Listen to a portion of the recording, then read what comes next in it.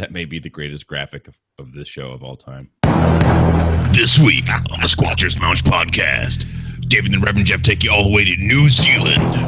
We'll be talking about what the Maori people call the Moehau, which, of course, is a giant ape-man roaming the jungles. Maybe we'll talk about Polynesian versus Aboriginal, and, of course, there's some news and some other stuff and things, and just generally getting back on track with the Squatchers Lounge Podcast. And now, everybody holler back for the Reverend Jeff Kelly. That's right. Ain't no holler back squatch. Ain't no holler back squatch. That's right. Welcome, everybody, to the Squatchers Lounge Podcast. I'm one of the hosts of this mess, the Reverend Jeff. And over there, as usual, is getting a long list of names, the Dr. David Batdorf Esquire, accredited pseudoscientist. That's right. Don't forget the accredited part, people. Yes, I have accreditation from the Squatchers Lounge Podcast. That's right. That means you have somebody that will back up your bullshit, even when it's bullshit. The next one, well, yeah, I can never be as cool as the Sir Wesley of Lounge because I am not knighted. So. Well, you may end up with a knighthood down the road. We'll figure out what happens. Well, you know, we've got some plans for all of that. Thank you, everybody, for watching live. I see you guys logging in now. I appreciate it. We're glad when you guys are here live with us. Nobody expects us to start on time, so we just got to like stall until everybody comes on board, right? Exactly. You know, just give it a little bit of liveling it up. But this time of the night, we usually start the news, and we've got a little bit of it for you tonight. So let's see what is out there. Hey, apparently, Coast to Coast AM put this little blog out a little bit before showtime. George Nori, owner of the Skinwalker Ranch, or one of the owners of the Skinwalker Ranch. If it says con man, it probably says Nori. Oh, I'm sorry. Did I say that out loud? Yeah. I read that once on the internet, so it must be it's true. It's got to be true. An expedition aimed at obtaining a rare view of the bottom of Lake Tahoe netted footage of a mysterious creature swimming in the famed body of water. That's right. Strangely, it's shaped like a fish. There's constant serpentine movement as if it were moving through the water like a fish.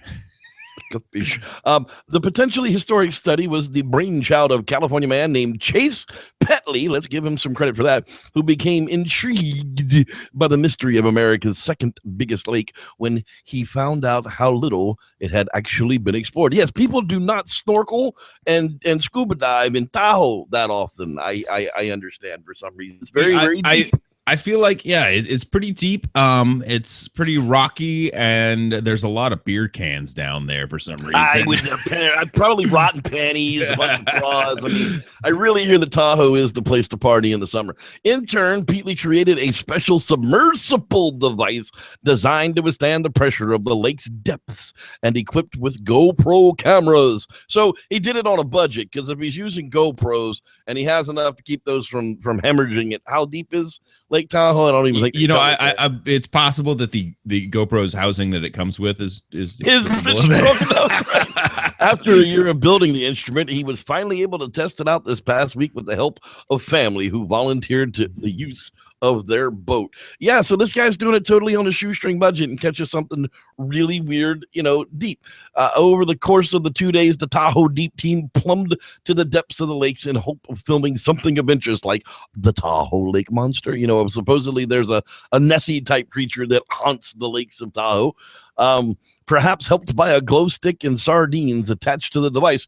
On the second day, the project managed to capture footage of an unknown creature swimming in the lake. Experts who have observed the footage say, although it appears to swim like a shark, the fish is probably a large lake trout. A large lake trout. No, I could see some other potentials. It looked more like catfishy to me. Big storiogen of the, something a lot less trouty, which the experts were probably wrong. Apparently don't have an accreditation from science from the Squatchers Lounge Podcast. Their experts could be Uncle Ronnie who owns the boat. We don't really know. This guy has been fishing Tahoe forever since it's probably a big ass trout. The success of the dive, along with the tantalizing footage, will no doubt inspire Petley and his cohorts to pursue future expeditions at the lake. Well, there you go there, Mr. Petley. Congratulations. Set up that Kickstarter right now. That's right. GoFundMe. Do GoFundMe. That way you get to keep the money. Hey, not a drill. Said he is investigating a possible extraterrestrial signal from deep space.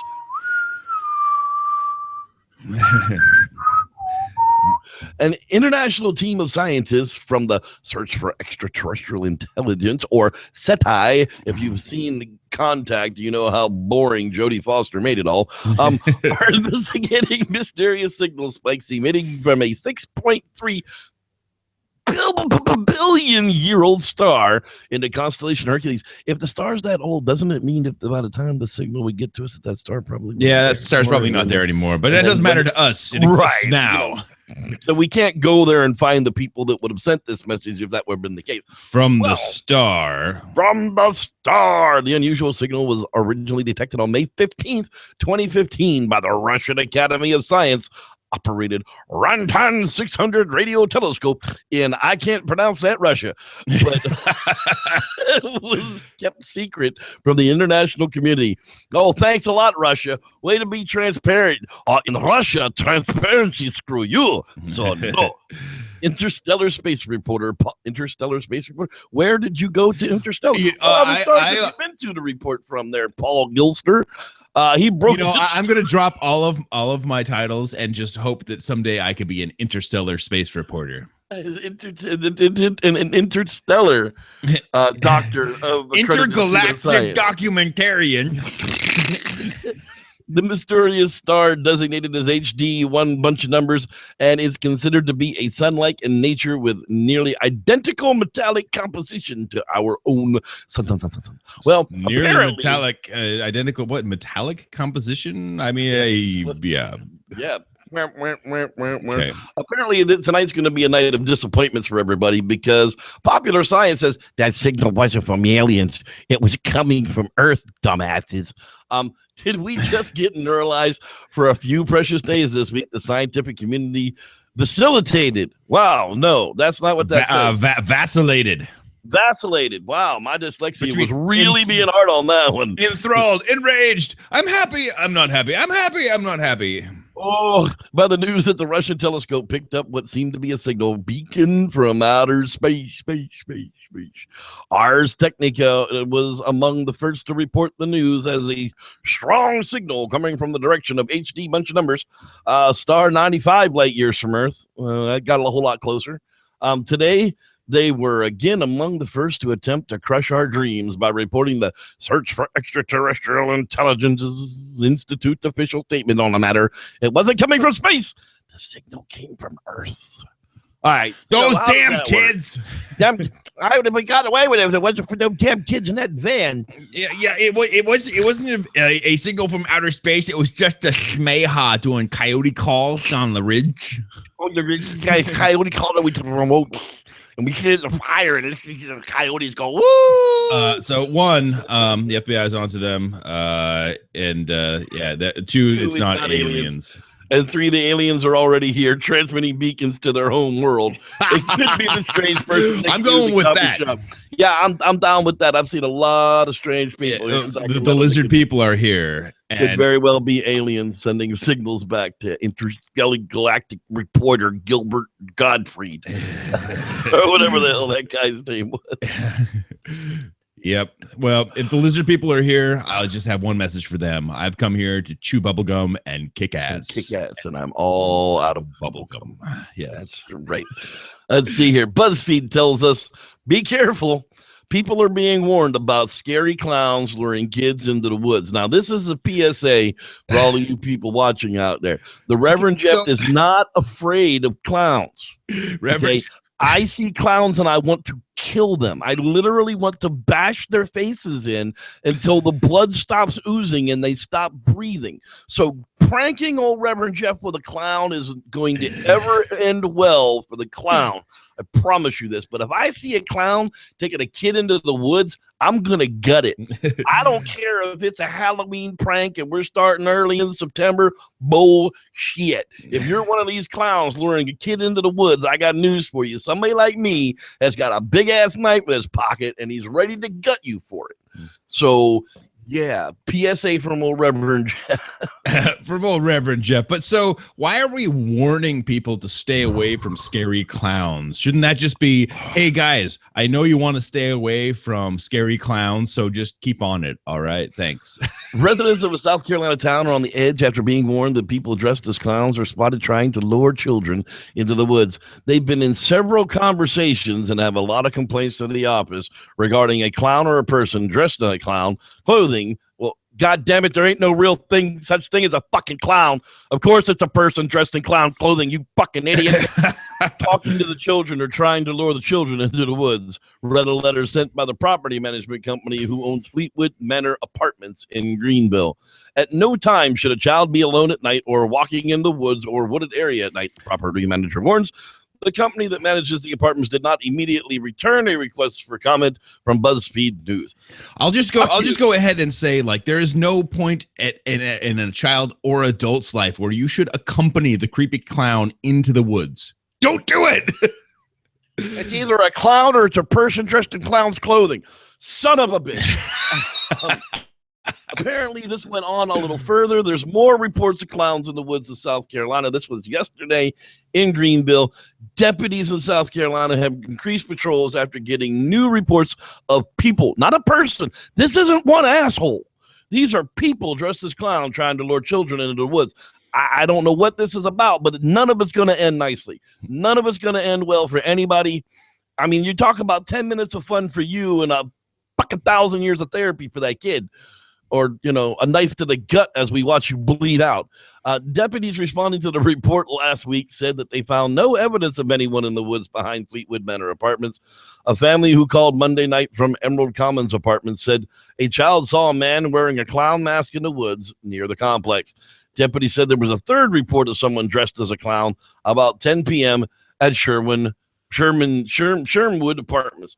Jesus. I mean, okay, so is it a joke? Is it not a joke? I don't know. There used to be these creepy people that wore like blank white masks every time the train went by that like freaked people out for a long, long time. But I don't know, man. This just really freaks me out because I just want to kill all three of those faces there. I don't care how happy or not happy they are. You know, like I don't have the clown fear, if you will. I just have a fear of masked people. But I know, but it's in the woods. But the it's funny, like when you realize that somebody has a clown phobia, and you think about pranking that, and then you're like, no, you don't do it. It's a way to get a clown hit in the head with a hammer. Yeah, exactly. I mean, that's really what happens there. So be forewarned on the East Coast, especially there in South Carolina. There's weird ass clowns in the woods, man. South Carolina is specifically right now. Be extra vigilant, but everybody always be vigilant about clowns inviting you into the woods. Period. Yeah, never go into the woods with a clown. Hey, vintage news. That's right. I love this story too. It was the Ghost in the Darkness, if I'm not mistaken, was the movie. 2 maneless 9-foot-long man-eating lions killed over 135 workers on the Kenya-Uganda Railway in 1898. Could you imagine that? Okay, so you've got no streetlights, you've got no flashlights. You don't have much of anything in 1898 that lights up the night, except for these lions are going to come eat your ass. And a 600-pound female lion who's at that point, like, if you're going to kill 135 workers, like, they're just doing it for sport at this point. Oh, yeah, they're definitely sport killing. In March of 1898, the British started building a railroad bridge over the Sabo River in Kenya. The project was led by Lieutenant Colonel John Henry Patterson. John Jingle. During the next 9 months of construction, 2 maneless male Sabo lions stalked the campsite, dragging Indian workers from their tents at night and devouring them. Okay, after the first Indian worker is pulled out of his tent and devoured in the night by lions, how do you keep the other Indian workers in their tents? Because I'm out the next day, bro. I mean, look, Abahasuda got eaten last night, and I'm just not down. I'm not down to be next. So I will see y'all in India. I'm sorry I couldn't work on your railroad anymore, but I'm out. I just think that it's. I don't want to. I'm not even going there. Just think about it for a second. There's Indian workers working probably against their will in Kenya, Uganda, Africa, because the Africans would have a problem with that. Patterson set traps and tried several times to ambush the lions at night from a tree. After repeated unsuccessful attempts, he shot the first lion on 9 December in 1898. 20 days later, the second lion was found and killed. The first lion killed measured 9 feet 8 inches from nose to tip of tail. Holy crap. It took 8 men to carry the carcass back to camp. The construction crew returned and finished the bridge in February of 1899. The exact number of people killed by the lion is unclear. Patterson gave several figures overall, claiming that there were 135 victims. Look at the size of that monster. Yeah, that's a giant animal treating you like the wood shrew on my front porch. Right. He's just like, oh, look, silly things. Got him. Hey, we'll leave it here. Anyway, that's absolutely insane. That's crazy. Coming up, talk about other shit that's crazy. Tasmanian devils might be evolving to resist contagious cancer. Tiny pieces of their genome have changed since the disease arrived. Tasmanian devils have had the outrageously bad fortune to be plagued by not just one. Outrageously bad. Like, this is like the worst case scenario for anyone. It's a contagious cancer. It's airborne. It's like, hey, it's Joe got cancer. Oh, shit. I hung out with Joe yesterday. Yeah, not one, but 2 types of contagious cancers. But the ferocious Australian animals might finally be catching a break. The Tasmanian devils may be evolving to resist the devil facial tumor disease, which has wiped out nearly 80% of their population over the last 20 years. Areas of the animal's genome bearing a handful of genes involved in cancer and immune system have changed distinctively in response to the deadly cancer, indicates a study published today in Nature Communications. Now, David, that indicates that we see evolution happening right in front of us, right? We see a type of evolution. So there's environmental stresses. There's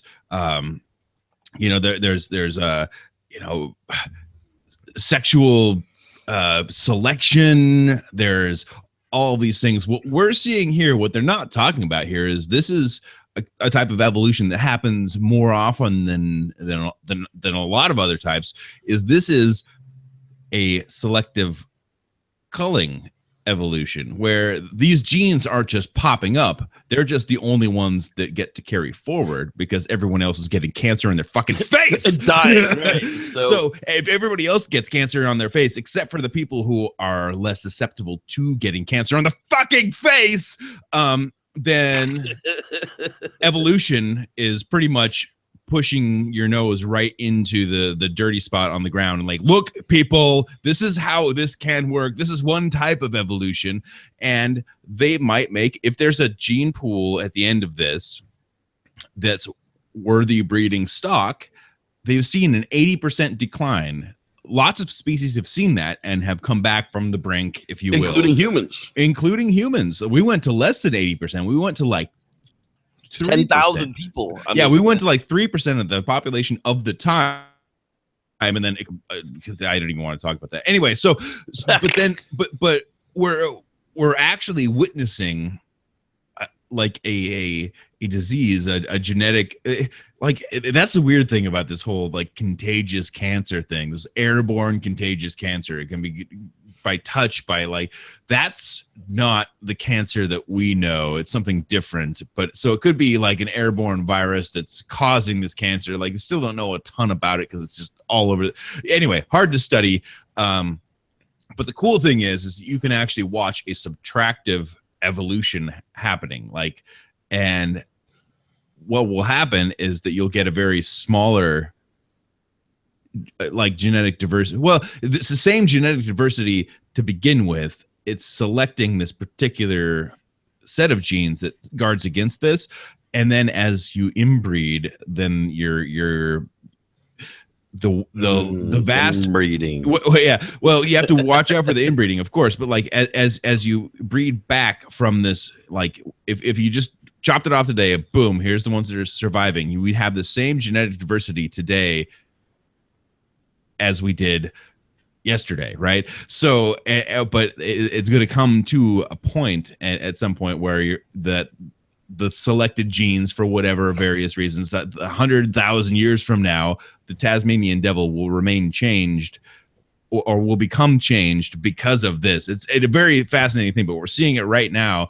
And I just hope that they make it, because this is an iconic, iconic creature. Tasmanian devil. I mean, it's the Taz. It's Taz, man. Exactly. But is this what happened to the thylacine? Did they not get hunted out? Did they get some sort of form of contagious cancer? Did they get face cancer? Fuck, Did they get face cancer? I don't know. We'll find out. Check it out, popscience.com. You can do it for yourself. Hey, this whole Daily Mail says a woman says she ran into the whole werewolf. Old Stinker. That's right. A woman has described the moment she came face to face with the notorious werewolf, Old Stinker. Gemma Waller, an animal rescue worker, was driving through East Riding village of Halsham when she believed she saw the legendary creature. The 24-year-old said the beast looked like a big-ass dog with a human face. I added the ass. That's right. In May this year, the Mail reported how witnesses had claimed to see an 8-foot tall, half man, half dog creature dubbed the Beast of Barmstone Drain, stalking land off Beverly Road in Hull. Folklorists then made the connection with the legend of Old Stinker, a werewolf said to stalk the Yorkshire wool. It says worlds, but I'm sure it probably meant woods. Miss Waller was the two friends at the time of the sighting. She said, "We were driving down this country lane on our way to get some pizza. My friend in the back seat said that she had seen a fox. I looked on my driver's side and saw this beast on all fours who started to walk straight towards my car on two legs. It looked like a big dog, probably bigger than my car, but it had a human face. It also had this cream or gray fur." Okay, I'm lost. Did it look like a dog or did it look like a person?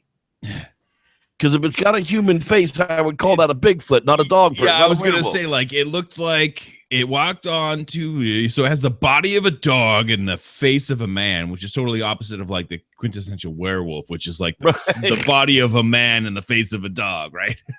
Okay. Yeah. So I'm still thinking Bigfoot on this one. I'm thinking she saw a Sam Squatch. I'm pretty sure this is from the UK, if I'm not mistaken. So, Dogman, Bigfoot, it's all the same over there. They cut down all the woods. Old Stinker. Old Stinker. That's right. ScienceAlert.com. Scientists just declared the dawn of a new human-influenced epoch. That's right. We are at the age of the trashy earth, age of the trashed up earth. Plastic oceans. There's so much plastic in the oceans, you could literally gather it all up and make a friggin' island out of it. Yeah. Thanks to our plastic pollution and nuclear testing, humans have cut short an 11,700-year-old geological epoch known as the Holocene. The Holocene. And have initiated a new human-influenced epoch called the Anthropocene.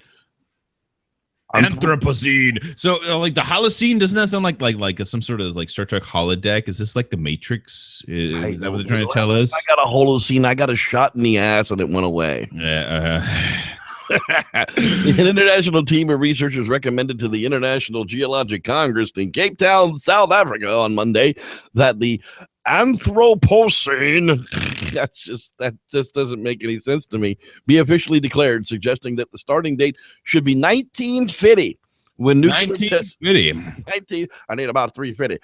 When nuclear tests created a new layer or stratum in Earth's surface, which is true because 2 million years from now, we're still gonna have humans probably on this planet. They're gonna be digging shit up, wondering what the hell happened in 1950.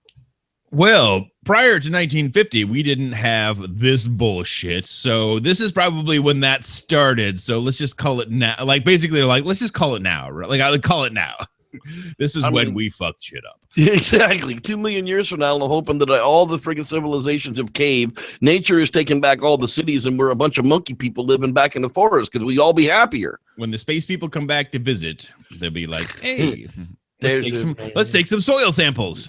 Soil samples. I got some samples for you. No probing. Hey, Popular Science again says new evidence suggests Lucy probably died by falling out of a tree. It's a 3.18 million year old cold case. How did Lucy die? Lucy's the nickname of the fossilized remain of the female Australopithecus. See, I can say that. Afarensis, one of the oldest hominins or ancestors of modern humans. The 3.18 million year old fossil was discovered in 1974 has been studied extensively ever since. One of the major questions about Lucy was how she and other members of her species spent their time. Did they live on the ground or did they live in trees? Well, apparently a new study published today in Nature suggests not only did Lucy spend some time in a tree, but she probably died in a tree too. I saw so many iterations of this and so many people posting it around online. I was like, okay, we got to talk about this one because the very next day, the very next article, archaeologists are fuming over a new study about how early hominid Lucy died. That's right. Apparently, it's not every day that researchers crack this case is this cold. Lucy, the iconic hominid found in present-day Ethiopia, died 3.18 million years ago. Her cause of death has remained a mystery since her remains were first discovered in 1974. Seeing as there's no trees in Ethiopia, I doubt that's how they thought. Well, they were at the time. At that time. But a new study published on Monday in the Journal of Nature claims to pin it down. Well, given the severity of the fractures, it's likely that the impact occurred on a hard surface, perhaps the dry bed of the channel itself, the researchers write in their paper. Some other archaeologists, including Tim D. White, whose findings of ancient hominin remains in Africa helped illuminate the early stages of human evolution, aren't quite sold. In fact, they're pretty convinced that the paper is utterly wrong. That's what happens in science. Everybody bitches. The Bigfoot world isn't any different. The woos, the non-woos, nobody can friggin' get together on anything. The difference between the scientific back and forth and panderings over sort of this sort of thing, like somebody like says, hey, maybe this is a plausible thing, and somebody else says, wait, not so fast, and then they say, you're an asshole, but you might be right, let's look further. For good reason, if paleontologists were able to apply the same logic and ascertain to the many mammals whose fossilized bones have been distorted by geological forces, we would have everything from gazelles to hippos, rhinos, and elephants climbing and falling from high trees. Well, then, I can't see hippos, rhinos, and elephants climbing and falling from trees. The problem appears to have been pretty straightforward. The study authors simply failed to look at the other fossils at the site. Welp. I found something that fits my theater of attack, so I'm going to use it. This sounds really good for me, so I'm going to publish it right now. I said we would find this, and I did, so therefore I was right. Click here to submit and approve peer review. Right. So that's what happens in science.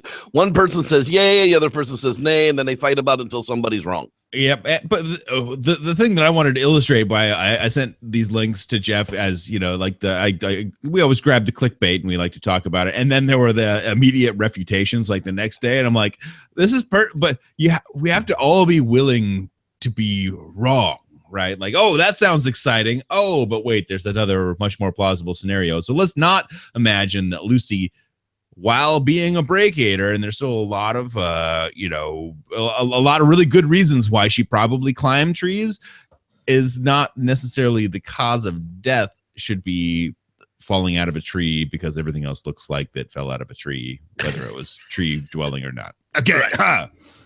All right. And finally, moving on tonight, Bigfoot must have gotten his ass in trouble because he's doing a whole lot of public service. Bigfoot's helping pedestrians in Oregon cross the street. That's right.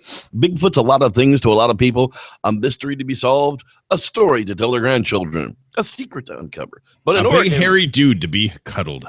He's now the poster boy for crossing the street safely. Yes, really.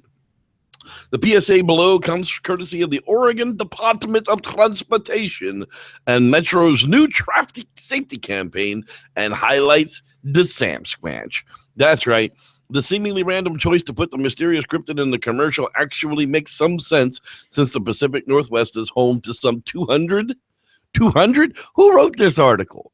There's a whole lot more than 200 sightings of the creature. Anyhow, according to the Bigfoot... Maybe they meant in like the direct surrounding area. Right, maybe like right where this was made. The reports have been coming in since the mid-'80s. Boy, did you do any research for No, they didn't. Owls and footprints? They never do. Whooping sounds and unrecognized stench. One man even claimed to have shot a Bigfoot. Wow, who do you think that could be? I don't know. I'm going to link that up and see if that comes up to the Smiha. Whatever your personal belief about Bigfoot and cryptozoology in general are, use the creature in the PSA seems to be a little odd. This isn't the first time Bigfoot has been played for laughs. Anyone seen Harry and the Hendersons? Or like 5,000 other things. Anybody seen Right. Bigfoot Evidence Weekly? Right, exactly. The Entertainment Weekly. Sorry. Yeah, that's okay. I won't shoot you for that one. Yeah. No, see, this is just bringing up that link just took us to another crappy link of the same friggin' story. Are you friggin' kidding me? Senior Trooper Thompson was asked to assist the OSP Criminal Division in checking on a report that a man claimed he shot Bigfoot. The man was deer hunting last season in the mountains outside the city of Rogue River when he that's saw a bear. That's actually Oregon-ish. It was foggy, and he thought the animal stood up and was coming after him, believing it was a Bigfoot. He shot at it and then left the area. No shit. He later posted the photograph on the internet, and concerned citizens report to the OSP Criminal Division because the photograph looked like it could be a man in a dark coat. Oh, shit. The hunter who lives out of town agreed to drive it down and meet with Senior Trooper Thompson and took him to the site where this occurred. They located a tree stump that was the object the subject saw, photographed, and shot at. That is one dead tree stump. Stump Squatch strikes again. Was it just another government cover-up? Well, that's going to be, one of those things we're going to have to find out. And that's the news for this week on the Squatchers Lounge Podcast. Look at that shit, man. Hey. That was exciting. A new link out of a story. Ooh. Wasn't that awesome? Yeah, we followed it right there live just for you guys. Let's give a bunch of shout-outs to the people that are watching live out there this week. Let's see here. There's Rock City. Marco, how you doing, buddy? Rod Dupree. The place to be. That's right. How you doing, buddy? Glad you're feeling good. Dave Stumpf. Wait. Was that last article? Did they shoot Dave Stumpf? Yeah, Dave Jackson, how you doing, buddy?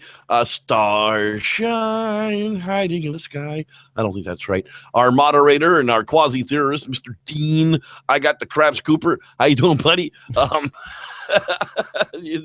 You wouldn't believe some of the conversations that we have in private. Just Sam Rivera, how you doing, pal? Let's see who else is floating out here in the hangout. You guys have got to put a message in there, or I won't be able to know that you're live in the hangout. Cameron Young, how you doing, buddy? Glad you could join us tonight. Your Hobo Man 5. That's right. I don't know exactly what a Hobo Man is. I'm not exactly sure I want to. The Life and Times of JCM, the Jesus Christ of Monterey Bay, Mr. Jevin Moore. How you doing there, pal? Here's Mukaska Saka. It's not Mukaska. Yeah, I'm not sure how that was pronounced, honey. It's got too many J's and a silent Q, but glad you could join us tonight as well. Wow, that's a name. How would anybody be able to pronounce that? They're from Romania. Hey, glad you could join us from Romania. That would be why I can't pronounce it. It's a different language. Let's see here. Who else is out there tonight as well? I thought I saw somebody new, but I could very much be wrong. There's a bunch of people that chat like long before the Collier Wilmus. Come on down. You're the next jackass holder. On the Squatchers Lounge Podcast. Let's see here. There's a bunch of other people out there as well. I know there is.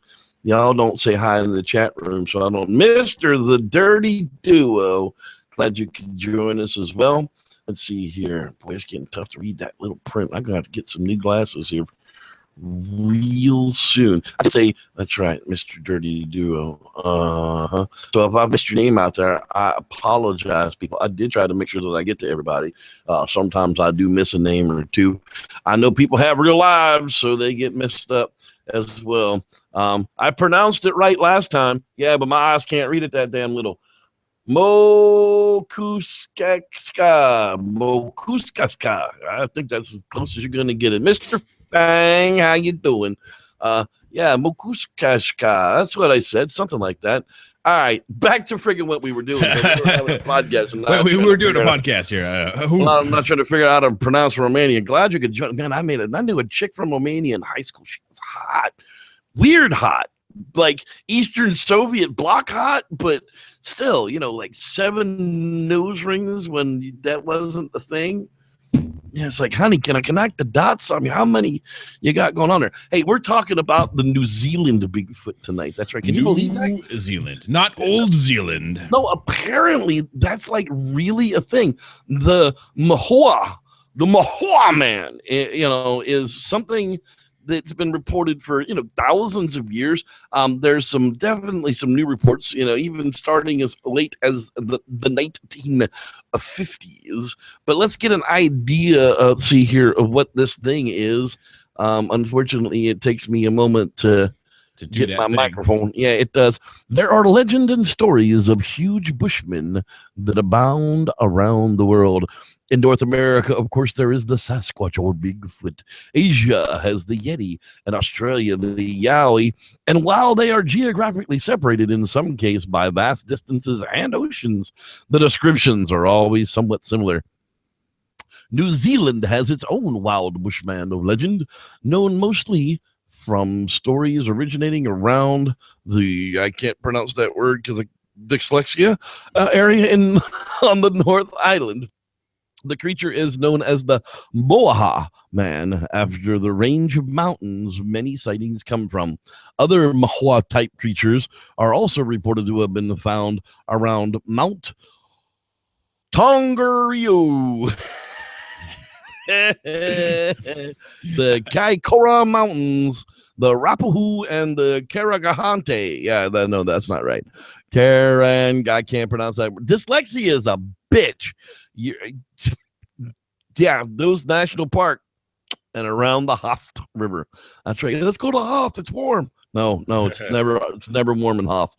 The mystery of the Moehau is called the Moaroa. God, these people just like to roll shit together. It's reputed to be a large, hairy hominid creature living in the Coromandel Moehau Range near the top of the North Island. It may be synonymous with the Meroa, which is the Maori have suggested. Another New Zealand cryptid. Both have been reported as having long, sharp fingers and like the tall, hairy beasts from other continents, the Moehau is a large, extremely hairy hominid with arms reaching down to around its knees and with a distinct stink. Stink. The arms reaching down around the knees. The question that becomes, is that because they have a short leg, or is that because they have a long arm? That is the question, but every time somebody says man-shaped, you're like, okay, well, it could be any ape, and okay, long arms, but this is New Zealand. Yeah, why don't you show us what we're talking about here? The Moehau. You want me to show this thing, the earthish, the googly earthish there with the Moehau range of mountains that they're talking about. Well, so up here we have Australia and Antarctica, and we have the Papua New Guinea area, and then way the F down here we have New Zealand. And much like Japan, it's a giant friggin' mountain range that crushes up out of the ocean. It does. And matter of fact, let's look at that. Hey, look, there's New Zealand. There's Japan, kind of about that same size-ish, just for reference, which also means about the same. Japan's a little bit steeper than New Zealand, but New Zealand's got a very new look to it. In like all the these Southern Alps-ish areas, everybody's familiar with the Lord of the Rings backdrop. This is where that was filmed. It's in this South Alps. The North Island is what was the name of this mountain that they were talking about? The Moehau, the Mount Rapahapahari, the Niraguahu, the Impiragar, I don't know. Right. Yeah, that one. That whole mountain range, in the North Island. To the north part of the North Island is where the north part of the North Island. Well, that's up here, but near Auckland. But my guess is that they're talking about the North Island, and this is the mountainous range. That's snow caps. Look at that crap. Look at that out there in New Zealand, and probably a whole lot of like watershed. Look at that. Imagine watershed and a whole lot of uncluttered land, and much like the outskirts, there's probably not a whole lot of civilization here, right? This is I do know it's about as far away from America as you can get. Well, yeah. So it's hard to place a Bigfoot here, especially right up there. That's too cold. And this is like what a lot of people think. Oh, New Zealand. Well, that's like Australia. That's warm, right? Well, okay. First off, Australia is a pretty big place, and New Zealand, New Zealand, is actually more southerly. Let's get north correctly here. Is more southerly than Tasmania in certain areas, and Tasmania is a pretty cold place because it's not terribly far from this. Yeah, just because it's in the south don't mean it's not close to a pole. This is like there's a pole down there too. Yeah, once you get past the equator, going farther south, you get colder and colder. But so here's the thing, getting Sasquatch into Australia is hard enough to do. We've already talked about that. Getting it, out of Polynesia is hard. The cool thing, but this probably has more to do with currents and chance, is that the peoples that live here in Australia are the Aboriginals, and they have their own lineage, and when they got there. This is a much more new Polynesian group that got here. These people didn't get over here. These folks didn't get here for a really long time. I was just kind of looking at it before we got into this view, and looking at 1200 CE. So you're not looking at so far back that you're looking at ancient folks, or like really. I mean, the people in Australia have been isolated there for so long. People in Papua New Guinea seem to have been isolated there for a really long time. Yet these guys have had a fairly recent wave down here. It wasn't until the 1870s and the 1880s when the gold miners started actually pushing into the mountains off of the coast from where everybody lived that the sightings actually started to become more prevalent. They made their way from the area to the townships of the Thames and Wahari, and it wasn't long before the stories of large, vicious bushmen started doing the rounds. Firstly, they reported being scared by large human-like creatures deep in the bush. Then more ominous tales began to emerge, those of prospectors being killed and mauled by the Moehau man. Even the local Maori told prospectors not to enter the dark bush alone. So the interesting thing about the Maori is, and the waves of population there, is that these Polynesian folks were the pioneers. They were slow getting there, and eventually became some of the most fierce warring people ever. Like, everybody knows Maori tattoos, right? Like, maybe I should throw this up as a screen share really quick, because I mean, who the haku. Everybody knows what the haku is. Yeah, this is. I mean, just do a quick image search. Everybody knows, like, the Maori face tattoos. I mean, this is a badass group of peoples, and not quite beyond mauling a bunch of gold miners. with Big hairy Maoris just coming out. Yeah. You know, they might have had maybe some long hair. Maybe they were wearing some furs, some skins, or something, and probably head or two. Yeah, it could have really ruined your day. Jumping down out of the mountains as you were prospecting.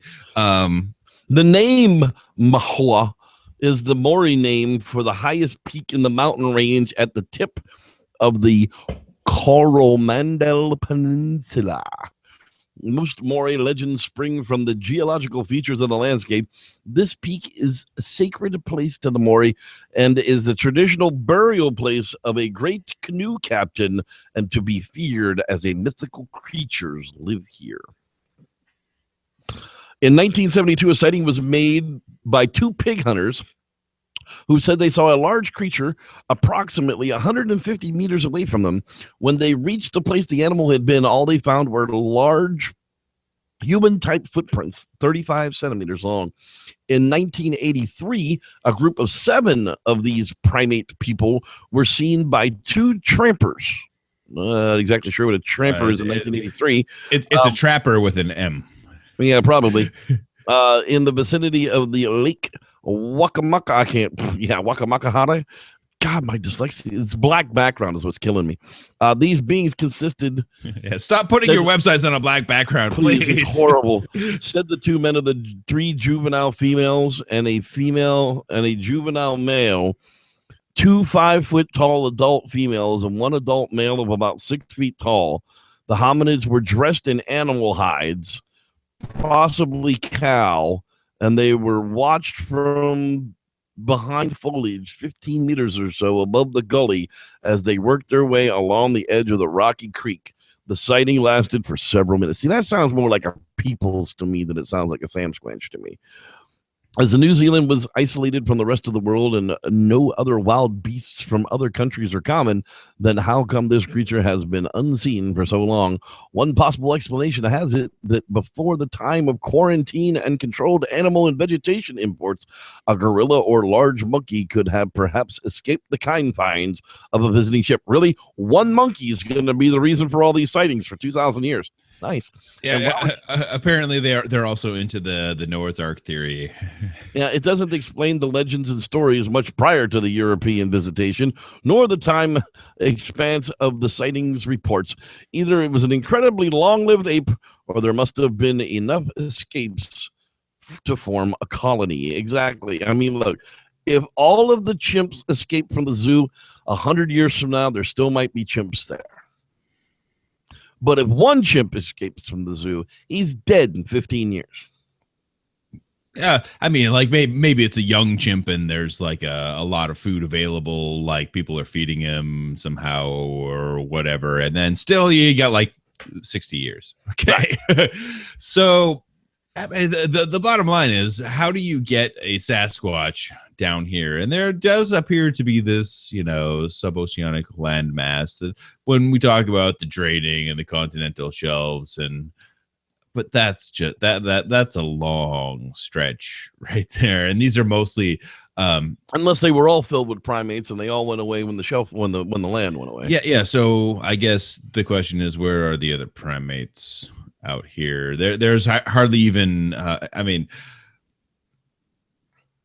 New Zealand's got some interesting fauna, most of which is avian.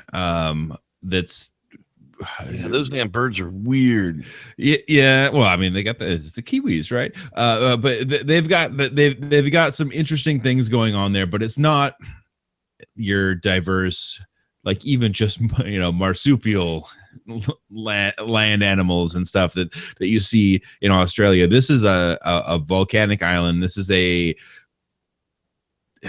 place that didn't exist but recently enough to where there's not relic populations of like monotremes out there. There's not a bunch of echidna just hanging out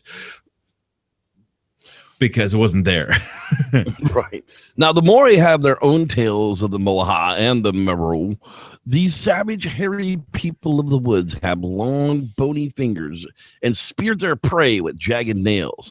They ate their food raw, like the fairy creature called, I can't pronounce that name.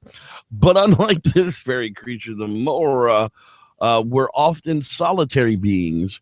They were greatly feared. They kidnapped men and women and would fight to the death.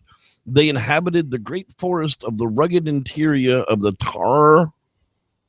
Taran, God bless his black background. I can't pronounce Maori words. Sorry, guys. These places and things. These places in New Zealand, to which they retreated to when humans arrived and desecrated their homes. So these things were here before humans showed up. Like I've often pondered, is that not the case? Were the Sasquatch always here, even before the Native Americans got here, and we've just pushed them out slowly as it became? Yes, and in the models that I've thought about of like when Sasquatch could have gotten here versus when Sasquatch couldn't have been here, based on the fact that it's an ape or a bipedal ape or all these different factors. And yeah, it's probably realistic to think that Sasquatch could have been in the Americas before the first migration of the indigenous peoples got here. Now, turning down to New Zealand, I find that to be highly unlikely. And the closest thing that they probably have in the current state of things is the Uruk-hai from the Lord of the Rings costume. The Weta Workshop, right? Right. That's probably the closest thing to a Sasquatch that they have there currently. Right. Well, to have the stories of when people first got there, and these are the Maori that are talking about these weird hairy things that live in the woods, but they talk about them wearing skins and they talk about them eating their food raw. There are tribes that do eat their food raw, especially fish. These may just be simple observations that they have come across and formulated them into the, where did those people come from? Because when the first people came from somewhere, there could have been people who got there before them. And so the interesting thing about New Zealand's, and when you're talking about the Maori, like peoples, there were 4 to 6 distinct waves of people that came down from Polynesia to populate these islands. And so every time they did that, they would encounter new peoples, right? Right. And which could kind of trip you out a little bit, hey, I've been out at sea for a long time, and hey, there's some other people. I wasn't prepared for this. I really didn't. So I gotta go. See ya. Hey, Fire Blaster's been in jail for 5 years. Yeah. So, that's going to kind of wrap it up on the idea of the New Zealand Bigfoot. Anytime that there are an indigenous people of an area that tell you that there's something there in their forests or in their jungle, 9 times out of 10, science eventually finds it. Yeah. The Billy Ape. They were told for 2 decades by those people that there's a 6-foot chimp in the woods. No, there can't be. But there's a 6-foot chimp in their woods. Well, why not? And so the question would be, contemporary beliefs by the Maori people, is this something that's still with them, and how much is it story, how much is it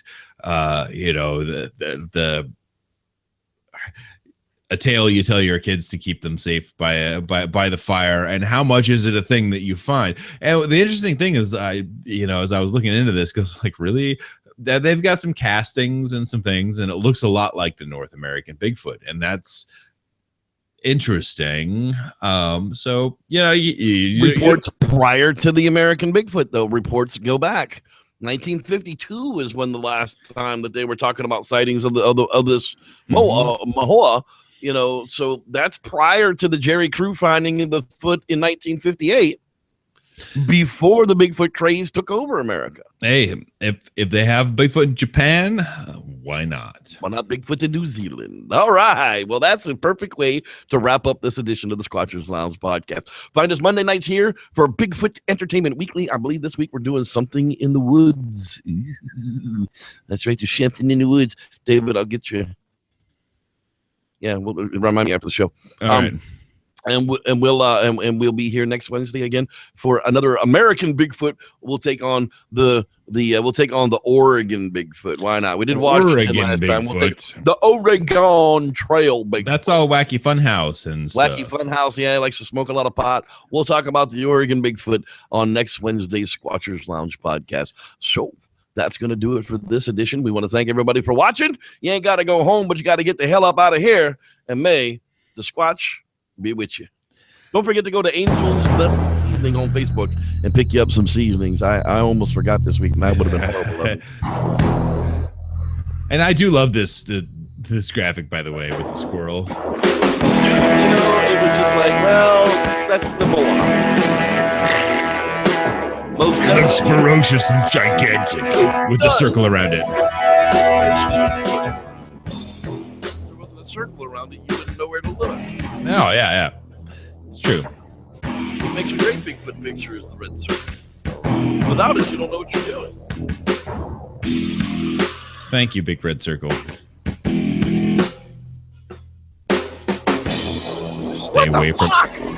Stay away from the fucking clowns. That's your fucking clowns.